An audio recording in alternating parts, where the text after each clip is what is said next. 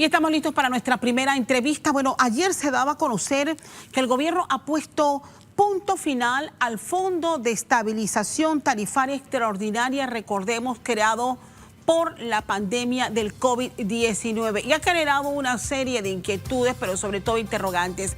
Jorge Rivera, staff secretario de Energía, se conecta con nosotros a esta hora de la mañana. Señor secretario, le agradezco muchísimo porque es información de mucho interés, de mucha utilidad. ¿Y quién mejor que usted para tener detalles de la decisión que ha tomado el gobierno y reiterar los otros subsidios que aún se mantienen? Empecemos por esto, ¿qué era el Fondo de Estabilización Tarifaria y por qué ya como gobierno se ha decidido poner un fin al mismo? Bienvenido. Buenos días, Castalia, y buenos días a todos los televidentes. Sí, mira, efectivamente, como mencionaba, ¿no?, el FED extraordinario, el Fondo de Estabilización Tarifaria Extraordinario, conocido como FED-COVID, cuya extensión se venía dando durante el año 2022 por parte del Consejo de Gabinete de forma mensual, ¿no? Se hacía el análisis de cada mes y se sometía a la consideración del Consejo de Gabinete su extensión. Llegó a su finalización hasta el mes de diciembre del año pasado, ¿no? Este Fondo de Estabilización Tarifaria, recordemos, se estableció al inicio de la pandemia como parte de las medidas de apoyo económico en el momento, cuando estaba pues, la economía en su momento más complicado, los efectos de la pandemia, y luego pues, se ha venido evaluando, como sucedía mensualmente, los grandes criterios, ¿no? La capacidad fiscal del Estado, el proceso de recuperación económica de parte del país en general, y en este momento pues, el gobierno nacional ha considerado que en este caso específico del FED-COVID se hace la suspensión. Importante recordar que con este subsidio extraordinario, el monto anual rondaba los 132 millones de dólares por parte del gobierno nacional. Y en este caso siempre es importante también recordar el tipo de beneficio que se estaba dando. En este caso era los clientes que consumían y que consumen hasta 300 kWh por mes, con el FED-COVID, con el FED normal, como le llamamos el FED histórico, exacto, el subsidio histórico a la tarifa, más este componente complemento, llegaba a un 50% de la factura que la cubría el gobierno nacional. Suficiente. Y para aquellos clientes que consumían entre 300 kWh por mes y 750 kWh por mes, el gobierno asumía alrededor de un 20% de su factura eléctrica, ¿no? Entonces, esto es un poco el componente que se ha suspendido, ¿no? Esta medida extraordinaria que se tomó para superar los efectos de la pandemia. ¿Cuánto fue el total del aporte? ¿Cuánto representó para el Estado? Y más o menos la cantidad de clientes que se vieron beneficiados durante este tiempo.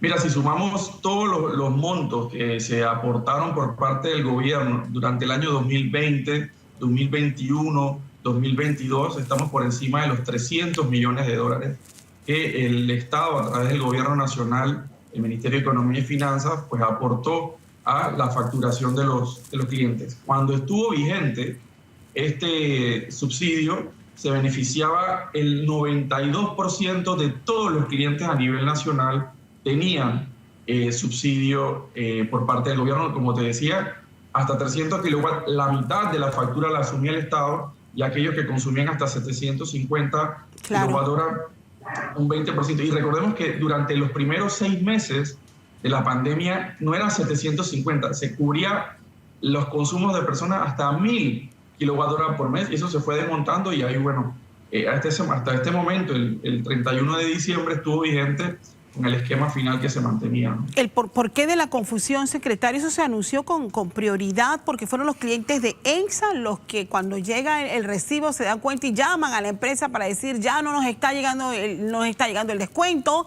y la empresa es la que comunica a través de sus cuentas de redes sociales de que ya no se estaba aplicando. Importante señalarlo porque sí generó una confusión. Y reiteramos para los que recién se están sintonizando, lo que se le pone fin es al FED-COVID, que fue establecido por el gobierno para ayudarnos durante la crisis generada por la pandemia. Pero el otro subsidio sí se mantiene. Reiteramos, secretario, ¿quiénes tienen derecho a ese otro fondo? Sí, gracias, Castelli. Creo que es importante también, ¿no? Como se generó algún nivel de confusión durante el fin de semana, precisamente como tú indicas, ¿no? Ahí llegando las facturas a los primeros clientes, las primeras facturas del mes de enero, efectivamente se mantiene el FED ordinario, lo que conocemos como el subsidio histórico que está vigente desde el año 2004 en nuestro país. Ese pues se mantiene la cobertura para aquellas personas que consumen hasta 300 kilowatt hora por mes. Hoy en día, con este subsidio, se está cubriendo alrededor del 20% del consumo de la electricidad, de la tarifa eléctrica de estos clientes, que representan hoy en día alrededor del 81% de todos los clientes. Todavía mantienen este apoyo del gobierno nacional, y además tenemos un subsidio adicional que se conoce como Fondo Tarifario de Occidente, que beneficia específicamente a los clientes del área de Chiriquí, Bocas del Toro y parte de la comarca Nové Buglé, por unas condiciones especiales que también ya tiene alrededor de unos 10 años de vigencia. Eso también se extendió hasta el 31 de diciembre de este año, en el cual pues también se está dando un apoyo a los clientes de esta área, de la empresa de distribución de Chiriquí, en el área del occidente del país, de alrededor de entre un 20 y un 35% de su factura. El gobierno también los está apoyando al 99% de los clientes de esa empresa. Sin ahondar mucho en el tema, porque de verdad que habría que hablar y dedicarle una entrevista exclusiva a esto que le voy a preguntar muy genéricamente, ¿cuál ha sido el comportamiento en el nivel de consumo y ahorro? Porque no sé si usted recuerda que cuando se lanzó todos estos programas de ayuda, yo decía, caramba, vamos a subsidiar más energía, pero no veo una campaña de acompañamiento de ahorro energético, aplicando ese dicho que dice que al que no le cuesta que haga fiesta. ¿Cuál fue el comportamiento en términos generales del consumo durante este tiempo que estuvo subsidiado?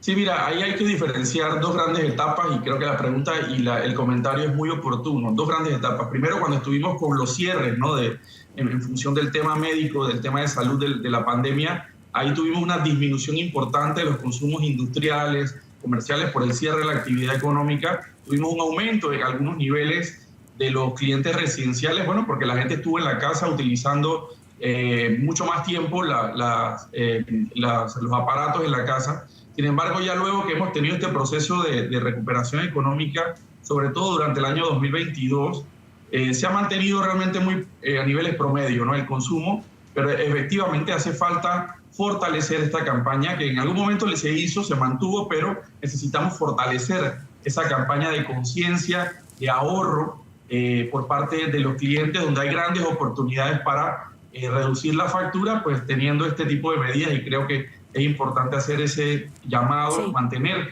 y agradecer siempre el llamado que hacen los medios de comunicación en ese sentido, y bueno, seguir avanzando con el resto de las medidas que estamos tomando desde el gobierno nacional, que ya son de mediano a largo plazo, como la agenda de transición ahí energética. Tenemos muy buenos datos que en el mediano plazo nos pueden ayudar. Te puedo decir, Castalia, el día de ayer domingo, en algún momento al mediodía, el 41% de nuestra energía provino de sol y viento.